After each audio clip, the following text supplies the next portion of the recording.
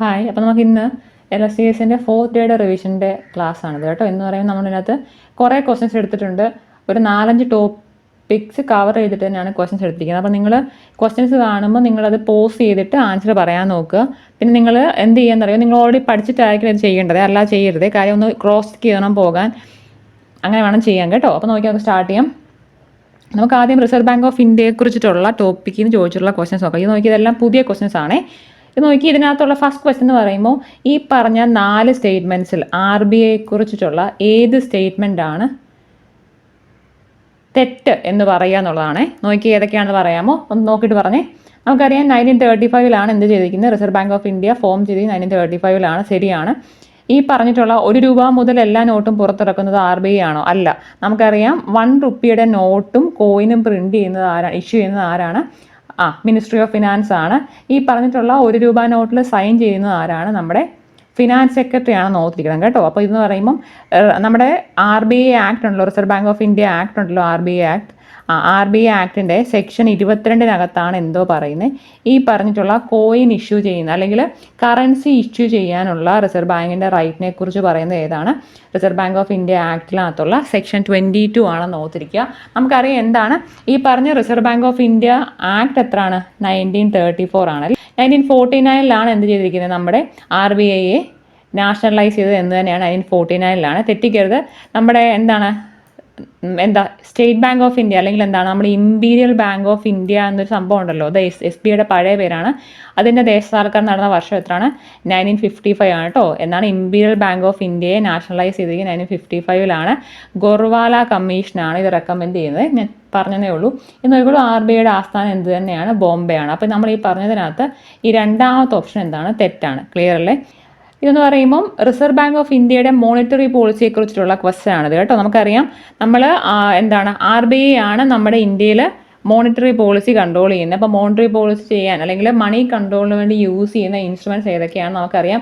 ഈ പറഞ്ഞിട്ടുള്ള reverse repo rate, നമ്മുടെ റിപ്പോ റേറ്റ് ഉണ്ട്, ബാങ്ക് റേറ്റ് ഉണ്ട്, നമ്മുടെ സ്റ്റാറ്റ്യൂട്ടറി ലിക്വിഡിറ്റി റേഷ്യോ എന്നൊരു സംഭവമുണ്ട്, അതുപോലെ തന്നെ ക്യാഷ് റിസർവ് റേഷ്യോ. ഇതൊക്കെ വെച്ചിട്ടാണ് നമ്മുടെ റിസർവ് ബാങ്ക് ഓഫ് ഇന്ത്യ ഇവിടെ മണി കൺട്രോൾ ചെയ്യുന്നത്. അപ്പോൾ നമ്മൾ ഈ പറഞ്ഞ എല്ലാ സംഭവവും നിങ്ങൾ ഓർത്തിരിക്കുക. ഈ പറഞ്ഞിട്ടുള്ള എല്ലാ ഇൻസ്ട്രുമെൻറ്റ്സും എന്താണ്?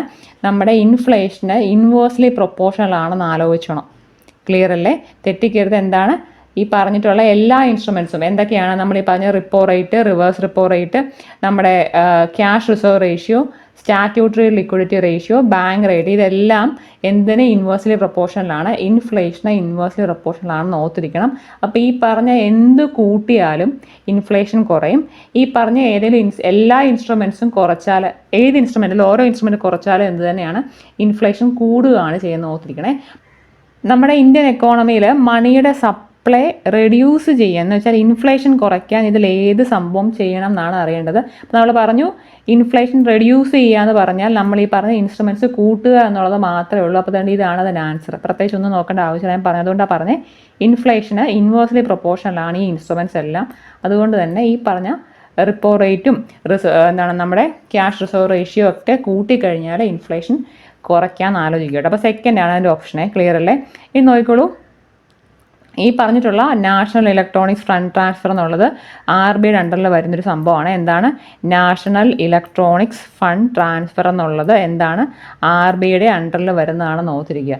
നെക്സ്റ്റ് നോക്കി, റിപ്പോ റേറ്റിനെ കുറിച്ചിട്ടുള്ള കുറേ സ്റ്റേറ്റ്മെൻറ്റ്സ് ആണ് പറഞ്ഞിരിക്കുന്നത്. നമുക്കറിയാം ഈ റിപ്പോയും റിവേഴ്സ് റിപ്പോയും അറിഞ്ഞിരിക്കുക കേട്ടോ. റിപ്പോ റേറ്റും റിവേഴ്സ് റിപ്പോ റേറ്റും ബാങ്ക് റേറ്റിനെ കമ്പയർ ചെയ്യുമ്പോൾ വ്യത്യാസം എന്താണ്? ഇത് രണ്ടും റിവേഴ്സ് റിപ്പോയും റിപ്പോ റേറ്റും പറഞ്ഞാൽ ഒരു ഷോർട്ട് ഡ്യൂറേഷന് വേണ്ടി മാത്രം ഇഷ്യൂ ചെയ്യുന്ന സംഭവങ്ങളാണ് കേട്ടോ. പക്ഷേ ബാങ്ക് റേറ്റ് എന്ന് പറയുമ്പോഴത്തേക്കിന് എന്താണ്, ഒരു ഷോർട്ട് ഡ്യൂറേഷൻ ഒന്നുമില്ല.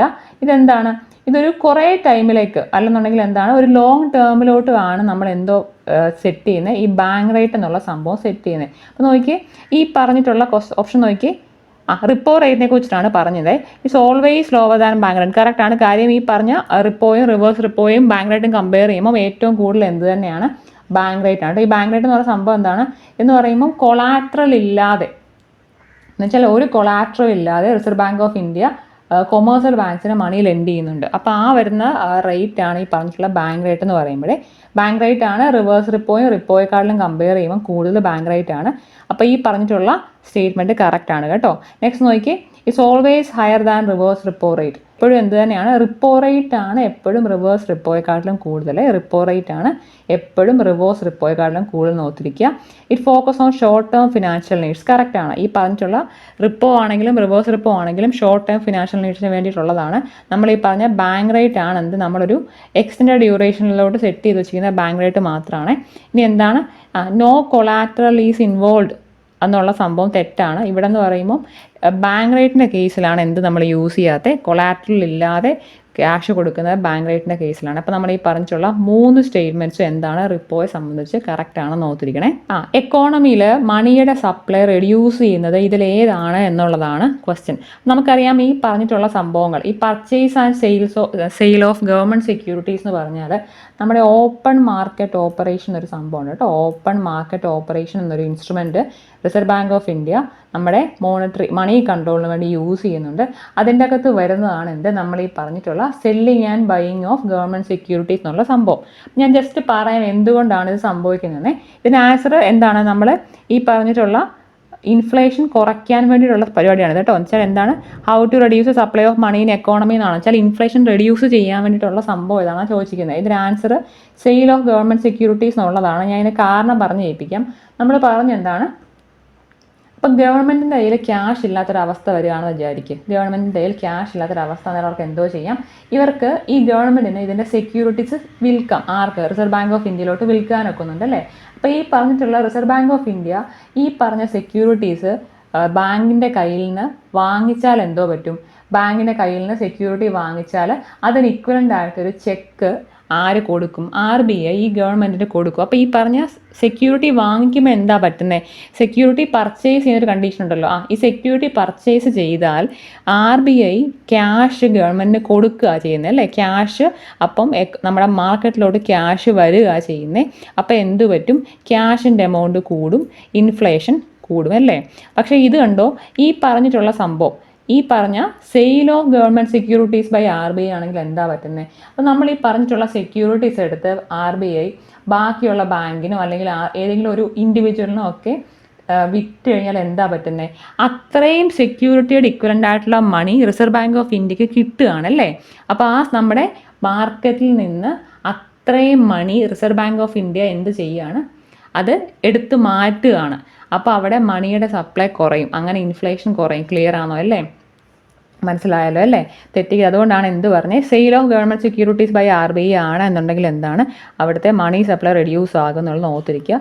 ഈ പറഞ്ഞിട്ടുള്ള പർച്ചേസും ബോറോയിങ്ങും ഒന്നും അങ്ങനെ ചെയ്യത്തില്ല. കാര്യം ഈ പർച്ചേസ് ചെയ്യുമ്പോൾ അവർ എന്താ ചെയ്യുന്നത്, ഈ സെൻട്രൽ ഗവൺമെൻറ്റിന് reserve bank of India cash കൊടുക്കുകയാണ് ചെയ്യുന്നത്. അപ്പോൾ അവിടെ മണി സപ്ലൈ കൂടുകയാണ് നമ്മുടെ എക്കോണമിക്കകത്ത്. ഇതേ പറഞ്ഞ government securities reserve bank of India ആർക്കെങ്കിലും വിറ്റ് കഴിഞ്ഞാൽ അത്രയും പൈസ RBIക്ക് കിട്ടുകയാണ് ചെയ്യുന്നത്. സെക്യൂരിറ്റി മാത്രമേ അവർക്ക് കിട്ടത്തുള്ളൂ കേട്ടോ. അപ്പോൾ ഓർത്തിരിക്കണം, security reserve bank of India sell ചെയ്യുമ്പോൾ RBI നമ്മുടെ എക്കോണമിയിലുള്ള മണി പിടിച്ചു വെക്കുകയാണ്. അതുകൊണ്ട് ഓർത്തിരിക്കുക എന്താണ്, sale of government securities by reserve bank of India എന്ത് ചെയ്യുന്നുണ്ട്, നമ്മുടെ എക്കോണമിയിലുള്ള മണിയുടെ എമൗണ്ട് റെഡ്യൂസ് ചെയ്യുന്നുണ്ട്. ക്ലിയർ അല്ലേ. ആദ്യം ഇഷ്യൂ ചെയ്ത പേപ്പർ കറൻസി നോട്ട് എത്ര ആയിരുന്നു, 5 രൂപയുടെ നോട്ടായിരുന്നു അല്ലേ.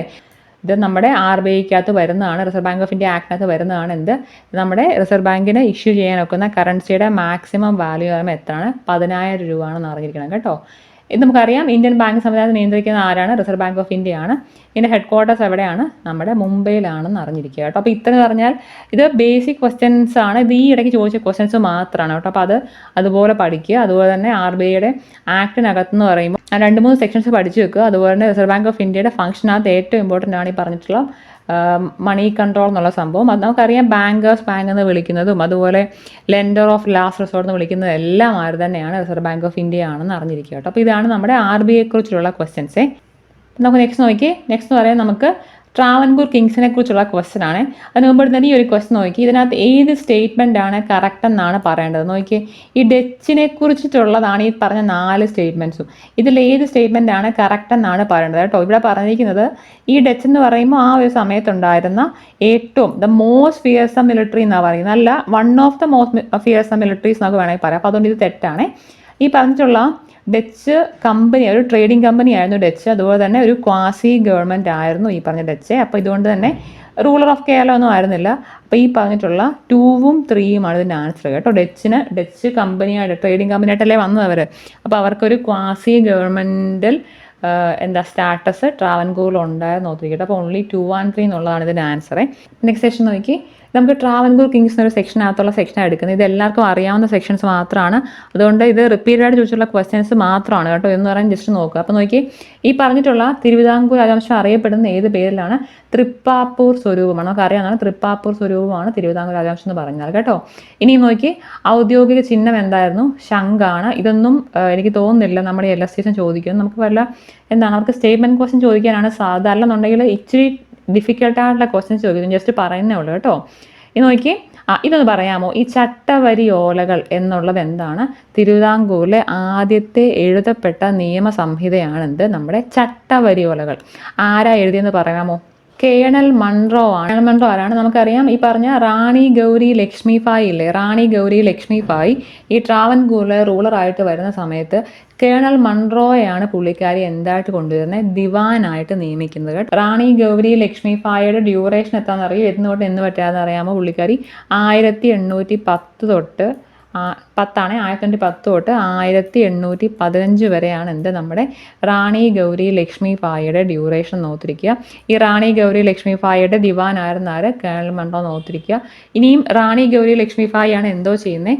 നമ്മുടെ ട്രാവൻകൂറിൽ അടിമക്കച്ചവടം നിർത്തലാക്കുന്നത് റാണി ഗൗരി ലക്ഷ്മി ഭായ് ആണ്. ഞാൻ ജസ്റ്റ് എൻ്റെ കൂടെ പറഞ്ഞതേ ഉള്ളേ. ഇനി നോക്കിക്കോളൂ, തിരുവിതാംകൂറുമായി ബന്ധമില്ലാത്ത തിരഞ്ഞെടുക്കുക എന്നാണ്. സ്വന്തമായി തപാൽ സംവിധാനം ആരംഭിച്ച ആദ്യ നാട്ടുരാജ്യം. ശരിയാണല്ലേ? ശരിയാണ്. ഈ പറഞ്ഞിട്ടുള്ള തിരുവിതാംകൂർ ദേശീയഗാനം ജയ ജയ ഇത് തെറ്റാണ് കേട്ടോ, ഇതല്ല. അടുത്ത് നോക്കി, ഇന്ത്യയിലെ തന്നെ ആദ്യമായി വനിതാ പോലീസിനെ നിയമിച്ചത്. അത് കറക്റ്റാണ് കേട്ടോ. ഇന്ത്യയിലെ രണ്ടാമതായി നിയമനിർമ്മാണ സഭ ഇത് കറക്റ്റാണ്. ഇന്ത്യയിൽ ആദ്യമായിട്ട് നിയമനിർമ്മാണ സഭ വന്ന നാട്ടുരാജ്യം ഏതാണ്? മൈസൂരാണ്. ഇന്ത്യയിലാണ് മൈസൂരാണ് ഒന്നാമത്. രണ്ടാമത് വന്നിരിക്കുന്നത് നമ്മുടെ ട്രാവൻകൂർ തന്നെയാണ്. കേരളത്തിൽ ആദ്യമായിട്ട് വന്ന നാട്ടുരാജ്യം, നിയമനിർമ്മാണ സഭ വന്ന നാട്ടുരാജ്യം എന്ത് തന്നെയാണ്? നമ്മുടെ ട്രാവൻകൂറാണ് നോക്കി കേട്ടോ. ഈ തിരുവിതാംകൂർ ദേശീയഗാനത്തിൻ്റെ പേരെന്താണ്? എന്തുവാണ് അവിടെ? നമ്മുടെ ഈ വഞ്ചീശമംഗളം എന്നുള്ളതാണ് ഇവരുടെ ആന്തം കേട്ടോ. വഞ്ചീശമംഗളം എന്നുള്ളതാണ് ഈ തിരുവിതാംകൂറിൻ്റെ ദേശീയഗാനം. വഞ്ചീശമംഗളം എന്നാണ് എൻ്റെ അവരുടെ ആന്തത്തിൻ്റെ പേര്. അപ്പോൾ ഈ ഓപ്ഷൻ തെറ്റാണ് കേട്ടോ. നെക്സ്റ്റ് ക്വസ്റ്റ്യൻ നോക്കി, മാർത്താണ്ഡവർമ്മയുടെ കാലത്ത് തിരുവിതാംകൂറിൻ്റെ ആസ്ഥാനം ഏതായിരുന്നു? കൽക്കുളമാണല്ലേ. ഈ പറഞ്ഞിട്ടുള്ള കൽക്കുളത്തൂന്ന് നമ്മുടെ ട്രാവൻകൂറിൻ്റെ ക്യാപിറ്റൽ ട്രിവാൻഡ്രത്തോട് ഷിഫ്റ്റ് ചെയ്യുന്ന ആരാണ്?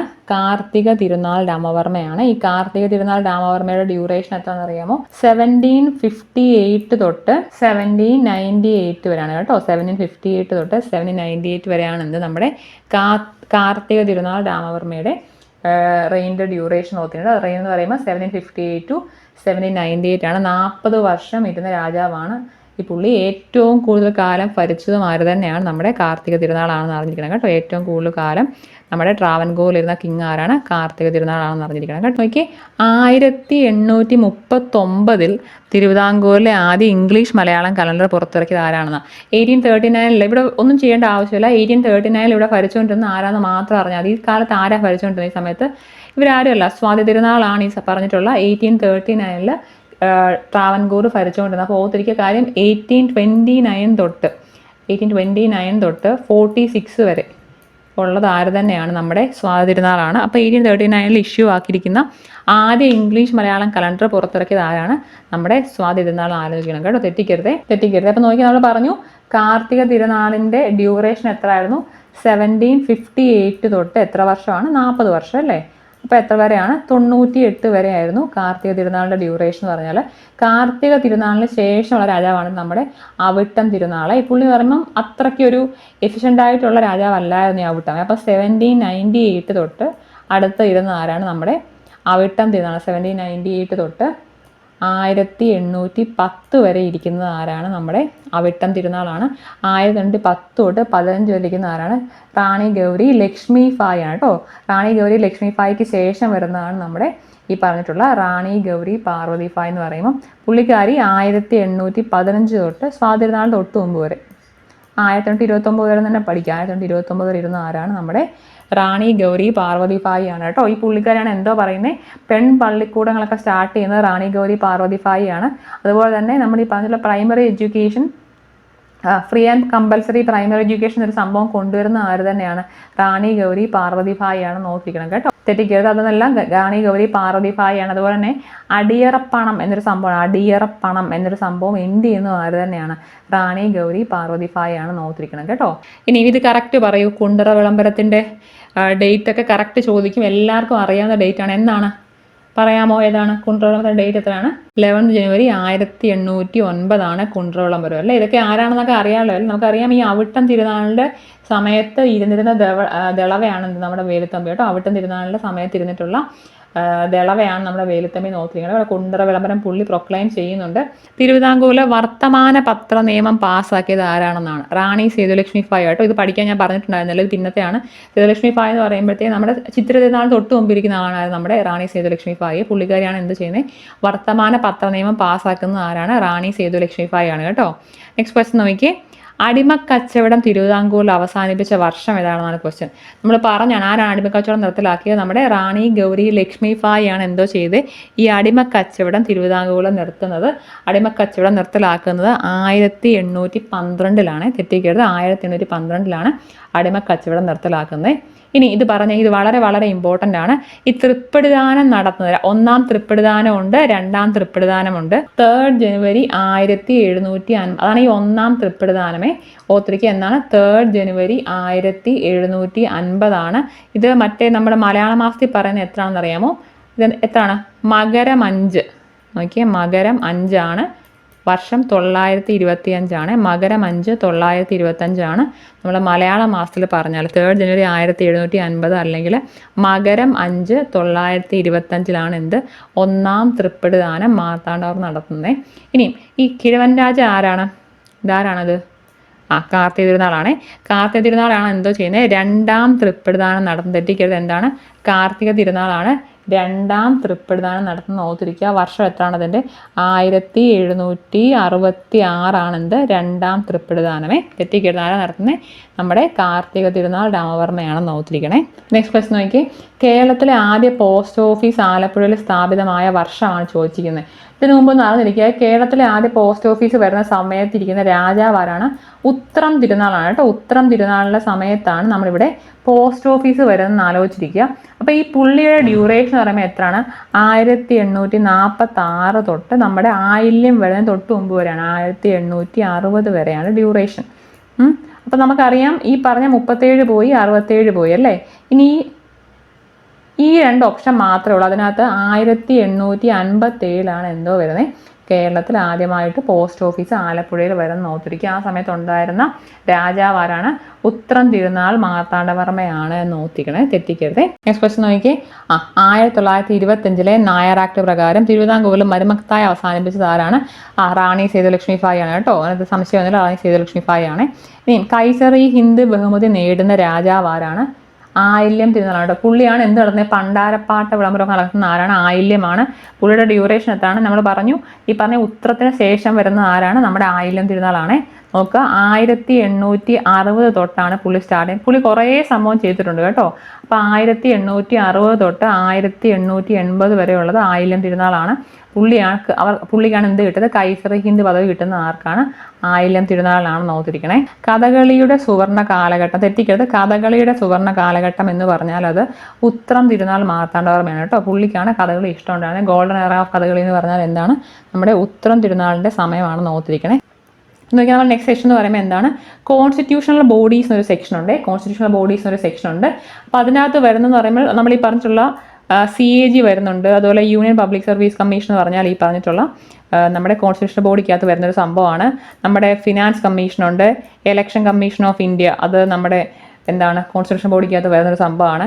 നമ്മുടെ SC കമ്മീഷൻ, ST കമ്മീഷൻ, ഇതെല്ലാം union ST commission, union ST commission എല്ലാം എന്ത് തന്നെയാണ്? കോൺസ്റ്റിറ്റ്യൂഷണൽ ബോഡിയാണ്. നമുക്കറിയാം എത്ര ടൈപ്പ് ബോഡീസ് ഉണ്ട് ഈ പറഞ്ഞ കോൺസ്റ്റിറ്റ്യൂഷൻ നമ്മുടെ ഇവിടെ ഇന്ത്യയിൽ. നമുക്കറിയാം കോൺസ്റ്റിറ്റ്യൂഷണൽ ബോഡി എന്ന് പറഞ്ഞാൽ കോൺസ്റ്റിറ്റ്യൂഷനകത്ത് അതിനെക്കുറിച്ച് അതിനൊരു ആർട്ടിക്കിൾ ഉള്ള ബോഡിയാണ് ഈ കോൺസ്റ്റിറ്റ്യൂഷണൽ ബോഡി കേട്ടോ. അപ്പം ഈ പറഞ്ഞിട്ടുള്ള കോൺസ്റ്റിറ്റ്യൂഷണൽ ബോഡിക്കകത്ത് എന്തെങ്കിലും ചേഞ്ച് വരുത്തണമെങ്കിൽ എന്തോ ചെയ്യേണ്ടി വരും? നമ്മുടെ അമെൻമെൻറ്റ് വഴി മാത്രമേ ചെയ്യാനൊക്കത്തുള്ളൂ. അപ്പോൾ ഇത് കൂടാതെ എത്ര എണ്ണം ഉണ്ട്? നമുക്കറിയാം സ്റ്റാറ്റ്യൂട്ടറി ബോഡി ഉണ്ട്, എക്സിക്യൂട്ടീവ് ബോഡി ഉണ്ട്, റെഗുലേറ്ററി ബോഡി ഉണ്ട്. പക്ഷേ അത് എടുത്ത് പറഞ്ഞിട്ടില്ല. നമുക്ക് ഈ കോൺസ്റ്റിറ്റ്യൂഷണൽ ബോഡി ബോഡീസ് മാത്രമേ എടുത്ത് പറഞ്ഞിട്ടുള്ളൂ. നമുക്ക് സ്റ്റാർട്ട് ചെയ്യാം. നോക്കി, ഫസ്റ്റ് നമുക്ക് ഇലക്ഷൻ കമ്മീഷനെ കുറിച്ചിട്ടുള്ള ക്വസ്റ്റ്യൻസ് നോക്കാം. നോക്കി, chief election commissioner of India can be remove from the office by ആരെന്നുള്ളതാണ് ക്വസ്റ്റ്യൻ. ചീഫ് ഇലക്ഷൻ കമ്മീഷണറെ ആർക്കാണ് ഓഫീസിൽ നിന്ന് റിമൂവ് ചെയ്യാൻ എന്നുള്ളതാണ് ക്വസ്റ്റ്യൻ. ആൻസർ പറയാൻ എളുപ്പം നോക്കി നോക്കുക.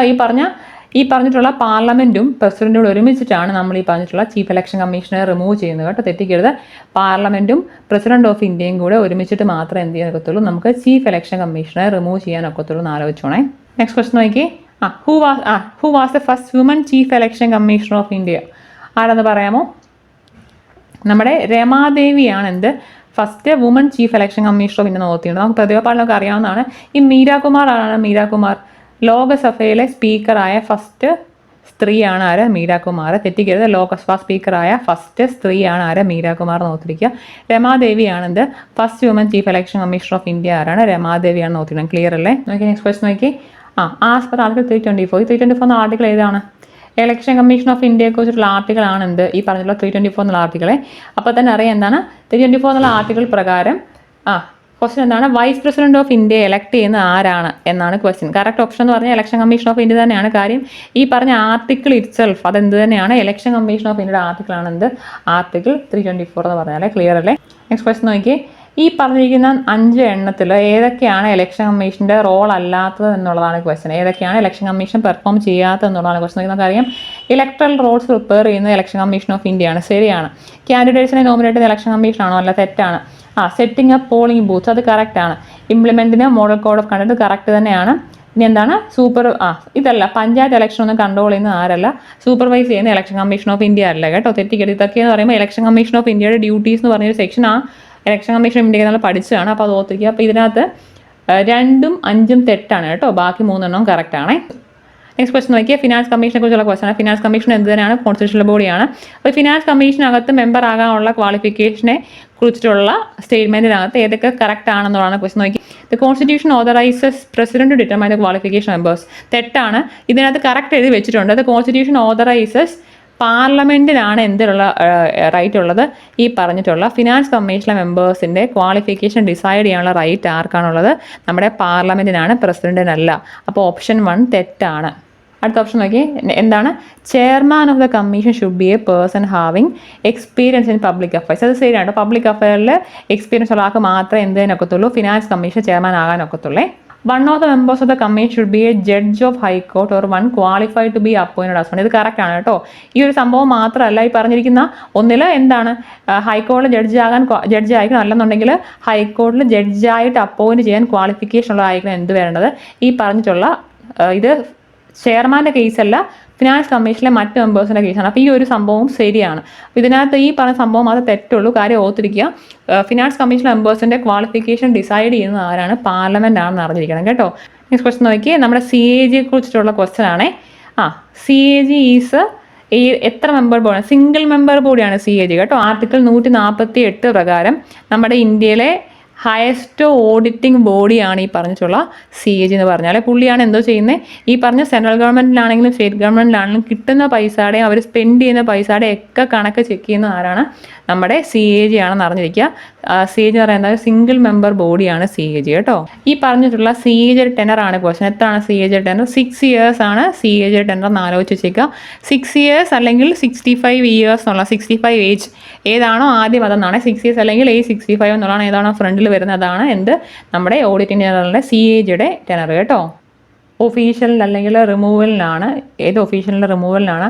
പാർലമെന്റിന് യാതൊരു പങ്കില്ലാത്തതെന്നുള്ളതാണ് ക്വസ്റ്റൻ. നോക്കിയാമോ? ഏതാണെന്ന് പറയാമോ? നമ്മൾ ഈ പറഞ്ഞിട്ടുള്ള യൂണിയൻ പബ്ലിക് സർവീസ് കമ്മീഷനെ ചെയർമാനെ റിമൂവ് ചെയ്യാൻ പാർലമെന്റിന് യാതൊരു റൈറ്റും ഇല്ല. ഇവിടെ പ്രസിഡന്റ് ആണ് ഈ പറഞ്ഞിട്ടുള്ള UPSCയുടെ ചെയർമാനെ എന്തോ ചെയ്യുന്നത്? റിമൂവ് ചെയ്യുന്നത്. അതും ചുമ്മാ റിവ്യൂ ചെയ്യാൻ ഒക്കത്തില്ല. ഈ പറഞ്ഞിട്ടുള്ള യൂണിയൻ പബ്ലിക് സർവീസ് കമ്മീഷൻ്റെ ചെയർമാൻ മിസ്ബിഹേവ് ചെയ്തു എന്നൊരു സംഭവം നമ്മുടെ സുപ്രീം കോടതി എൻക്വയറി ചെയ്ത് അത് കറക്റ്റ് ആണെന്ന് പറഞ്ഞാൽ മാത്രമേ എന്ത് ചെയ്യാനൊക്കത്തുള്ളൂ? നമുക്ക് UPSCയുടെ ചെയർമാനെ റിമൂവ് ചെയ്യാനൊക്കത്തുള്ളൂ. നെക്സ്റ്റ് ക്വസ്റ്റൻ നോക്കിയേ. National commission for SC form ചെയ്ത വർഷം എത്രയാണ്? 2004 ആണല്ലേ. നെക്സ്റ്റ് ക്വസ്റ്റൻ നോക്കിയേ. എന്ന് പറയുമ്പോഴത്തേക്ക് നമ്മുടെ നാഷണൽ റിലേറ്റഡ് ആയിട്ടുള്ള കുറച്ച് ക്വസ്റ്റൻസ് ആണ്. ജസ്റ്റ് നോക്കി പോവുക, എല്ലാം കൂടെ നോക്കൊന്നും വേണ്ട. നോക്കി ഇതിനകത്ത് നാഷണൽ ഇൻകം മെഷർ ചെയ്യാൻ യൂസ് ചെയ്യുന്ന എന്തൊക്കെയാണെന്നാണ് ക്വസ്റ്റൻ. നമുക്കറിയാം ഈ പറഞ്ഞ ഇൻകം മെത്തേഡ് ഉണ്ട്, പ്രൊഡക്റ്റ് മെത്തേഡ് ഉണ്ട്, എക്സ്പെൻഡിച്ചർ മെത്തേഡ് ഉണ്ട്. അപ്പോൾ ഇതിന് ആൻസർ എന്താണ്? ഓൾ ഓഫ് ദ എബവ് എന്ന് പറയുന്നത്. 3 മെത്തേഡും നാഷണൽ ഇൻകം കാൽക്കുലേറ്റ് ചെയ്യാൻ യൂസ് ചെയ്യുന്ന മെത്തേഡ്സ് ആണ്. കറക്റ്റ് ഇൻകം കാൽക്കുലേറ്റുള്ള മെത്തേഡ്സ് ഒക്കെ പഠിക്കുക കേട്ടോ. നെക്സ്റ്റ് ക്വസ്റ്റൻ നോക്കിയേ, എന്താണ്? ഏത് ഓർഗനൈസേഷനാണ് ഇന്ത്യയിലെ GDP മെഷർ ചെയ്യുന്നുള്ളതാണ് ക്വസ്റ്റ്യൻ. ആരാണ്? ഇന്ത്യയിലെ നാഷണൽ സ്റ്റാറ്റിസ്റ്റിക്കൽ ഓഫീസാണ് എന്തോ ചെയ്യുന്നത്, ഈ പറഞ്ഞിട്ടുള്ള GDP മെഷർ ചെയ്യുന്നത് കേട്ടോ. നെക്സ്റ്റ് നോക്കി, ഇൻഫ്ലേഷൻ സമയത്ത് എന്താ സംഭവിക്കുന്നത്? ഇൻഫ്ലേഷൻ സമയത്ത് മണിയുടെ വാല്യൂന് എന്താ പറ്റുന്നത്? മണിയുടെ വാല്യൂ ഡിക്രീസ് ചെയ്യുന്നത്. അപ്പോൾ ഇതാണ് എൻ്റെ ഓപ്ഷൻ. ഇനി നോക്കി, നമ്മുടെ ഇന്ത്യയിൽ ആദ്യമായിട്ട് നാഷണൽ ഇൻകം മെഷർ ചെയ്തത് ആരാണ്? ദാദാഭായ് നവറോജി ആണല്ലേ. നമുക്കറിയാം പുള്ളി എന്ന് പറയാൻ മെഷർ ചെയ്തിട്ടുണ്ടായിരുന്നു, ഭയങ്കര സയൻറ്റിഫിക് ആയിട്ടൊന്നും അല്ല, പക്ഷേ ദാദാഭായ് നവറോജിയാണ് ഇന്ത്യയിൽ ആദ്യമായിട്ട് നാഷണൽ ഇൻകം മെഷർ ചെയ്ത്. നെക്സ്റ്റ് ക്വസ്റ്റൻ നോക്കി, which of the following describes a national income എന്നാണ് നോക്കി. The budget introduce by government ആണോ? അല്ല, തെറ്റാണ്. എന്താണ്? It's a total of various income factors. ഇതാണ് കറക്റ്റ് കേട്ടോ. It's a total of various income factors എന്നുള്ളതാണ് കറക്റ്റ്. പ്രോഫിറ്റ് ഓഫ് ഡിഫറെൻറ്റ് യൂണിറ്റ്സ് അതൊന്നും അല്ല. ഇതാണ് നാഷണൽ ഇൻകം എന്ന് പറഞ്ഞാൽ എന്താണ്? Total of various income factors ആണ്. ഇവിടെ വെച്ചിട്ടുള്ള ഓപ്ഷൻ അനുസരിച്ചുള്ളത് നാഷണൽ ഇൻകത്തിൻ്റെ ഇതെന്താണ് നോക്കി. ITRൻ്റെ ഫുൾ ഫോം എന്താണ്? Income tax return. നമ്മൾ ടാക്സ് എന്ന സെക്ഷൻ പഠിച്ചിട്ടില്ല. നെക്സ്റ്റ് ക്വസ്റ്റൻ നോക്കി, ഏത് സെക്ടറിൽ നിന്നാണ് GDPക്ക് ഹയസ്റ്റ് ഷെയർ വരുന്നത് എന്നുള്ളതാണ് ക്വസ്റ്റൻ. ഏതാണ്? സർവീസ് സെക്ടറിൽ നിന്നാണ് ഏറ്റവും കൂടുതൽ ഷെയർ GDPക്കകത്തുള്ളത്. സർവീസ് സെക്ടറിൽ നിന്നാണ് ഏറ്റവും കൂടുതൽ ഷെയർ GDPക്കകത്തുള്ളത്. നെക്സ്റ്റ് ക്വസ്റ്റൻ നോക്കി, നാഷണൽ ഇൻകത്തിൽ ഉൾപ്പെടാത്തത് ഏതാണെന്നാണ് ക്വസ്റ്റൻ നോക്കി. നമുക്കറിയാം അൺഡിസ്ട്രിബ്യൂട്ടഡ് പ്രോഫിറ്റ് നാഷണൽ ഇൻകത്തിൽ ഉൾപ്പെടുന്നൊരു സംഭവമാണ്. ഇനി എന്താണ്? ഇൻട്രസ്റ്റ് അപ്പോൺ ദ നാഷണൽ ഡെപ്റ്റ്. അത് അൺപ്രൊഡക്റ്റീവ് ആണ്. ഈ ഇൻട്രസ്റ്റ് അപ്പോൺ നാഷണൽ ഡെപ്റ്റ് എന്നുള്ള സംഭവം നാഷണൽ ഇൻകത്തിൽ വരുന്നതല്ല കേട്ടോ. നെക്സ്റ്റ് എന്താണ്? ഇൻകം ഓഫ് ഗവൺമെൻറ് എക്സ്പെൻഡിച്ചർ, അത് വരുന്നതാണ്. Payments made by households to various firms for purchasing the service and goods.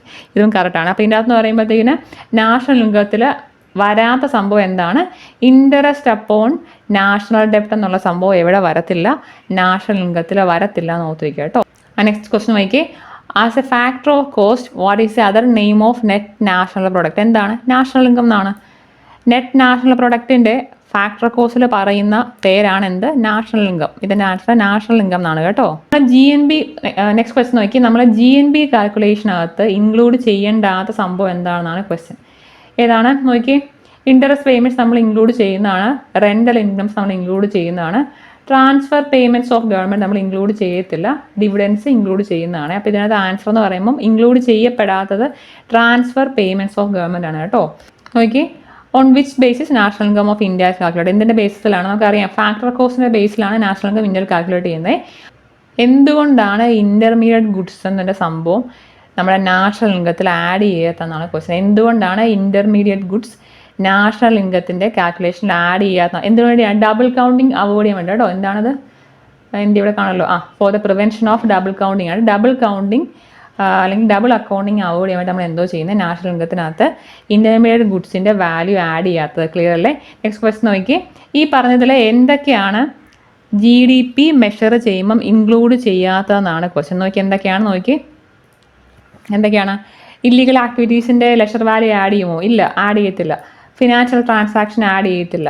Transfer of use goods ഇതൊന്നും ആഡ് ചെയ്യത്തില്ല കേട്ടോ. അപ്പോൾ ഇതിനകത്ത് ആൻസർ എന്ന് പറയുമ്പോൾ ഇതിനകത്തൊന്നും ആഡ് ചെയ്യത്തില്ല. ഓൾ ഓഫ് ദ എബവ് ആണ് ആൻസർ കേട്ടോ. ഇതിനകത്തൊന്നും നമ്മൾ GDP കാൽക്കുലേഷൻ യൂസ് ചെയ്യത്തില്ല കേട്ടോ. Which of the following statement is true എന്നുള്ളതാണ് നോക്കി. നാഷണൽ ഇൻകം ഈസ് ആണോ? കറക്റ്റ്ലി ഒന്നും എസ്റ്റിമേറ്റഡ് അല്ല. നാഷണൽ ഇൻകം ഓവർ എസ്റ്റിമേറ്റഡും അല്ല. നാഷണൽ ഇൻകം അണ്ടർ എസ്റ്റിമേറ്റഡ് ആണ് കേട്ടോ. അപ്പോൾ ഇതാണ് ഇതിൻ്റെ ആൻസർ. അപ്പോൾ ഇത്രയൊന്ന് പഠിച്ചു വെക്കുക. നമുക്ക് ഇന്നത്തെ റിവിഷൻ ഇത്രയേ ഉള്ളൂ. ജസ്റ്റ് ഒന്ന് പഠിക്കുക. അതിൻ്റെ കൂടെ നമുക്ക് എന്താണ്, ഞാൻ ഒരു PDF പ്രൊവൈഡ് ചെയ്യാം. നമ്മുടെ news papers in India during നമ്മുടെ എന്താണ് മോഡേൺ ഇന്ത്യൻ ഹിസ്റ്ററിക്കകത്ത് വരുന്ന ന്യൂസ് പേപ്പേഴ്സ് ഇൻ ഇന്ത്യ എന്നൊരു സെക്ഷനുണ്ട്. അതിൻ്റെ PDF എന്താണ്, എനിക്കൊന്നൊരു 10-20ഓളം ന്യൂസ് പേപ്പേഴ്സിൻ്റെ പേരും അതിൻ്റെ ഓണേഴ്സിൻ്റെ പേരും ഉണ്ട്. അതുകൂടെ പഠിക്കുക കേട്ടോ. അപ്പോൾ താങ്ക് യു സോ മച്ച്. നിങ്ങൾ പഠിക്കുക കേട്ടോ.